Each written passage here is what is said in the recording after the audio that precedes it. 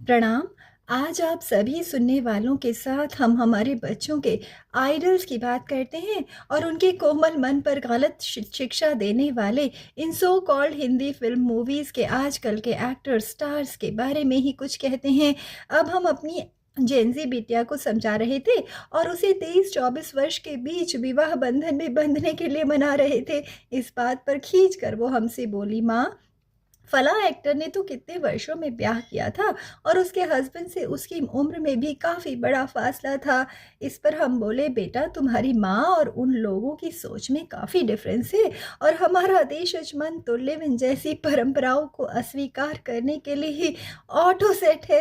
पर शायद हम समझ रहे थे, अपनी बिटिया के गलत व्यक्ति को आइडलाइज करने से बेहद दुखी भी थे। अब हम सोचें, live in culture, one night stand, इसको छोड़ो उसको पकड़ो, ब्याह के बंधन की मर्यादा को भी ना मानने वाले इन सो कॉल्ड मूवी एक्टर्स को हमारे बच्चे क्यों ही आइडलाइज करने लगे हैं। खैर, हमने अपनी बात तो अपनी बेटिया के कान में डाल दी, पर आजकल के युवाओं पर, इन मूवी स्टार्स के लाइफस्टाइल पर हमारी बेहद पैनी निगाह ही पड़ गई थी।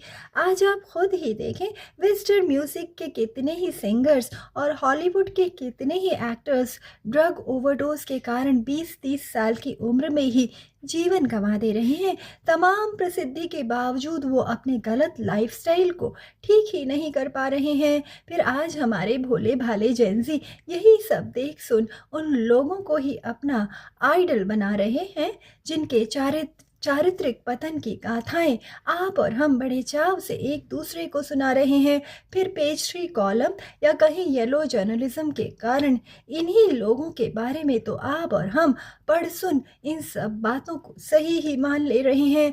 बड़ा दुखद है कि आज हमारे बच्चों, युवाओं के आदर्श भगत सिंह, सुखदेव, लाल बहादुर शास्त्री जी, सरदार पटेल जी और बाबू राजेंद्र प्रसाद ना होकर ये हिंदी मूवी के चारित्रिक पतन को स्वीकार कर चुके फिल्मी हीरो हीरोइंस और वेस्टर्न सिंगर्स एक्टर्स बन रहे हैं। हालांकि कहीं ना कहीं इसके लिए महान भारत का वर्तमान सामाजिक माहौल और अंग्रेजी शिक्षा भी तो जिम्मेदार है, जहां फेमस और सफल होने के लिए कपड़े उतारना ही बन गया एक ज़रूरी नॉर्म है।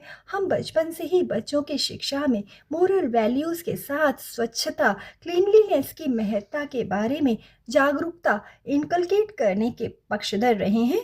अपने बच्चों के कोमल मन में चरित्रवान, ईमानदार, कर्मठ लोगों को आइडलाइज्ड करने की जिम्मेदारी से हम और आप कैसे ही मुंह मोड़ सकते हैं।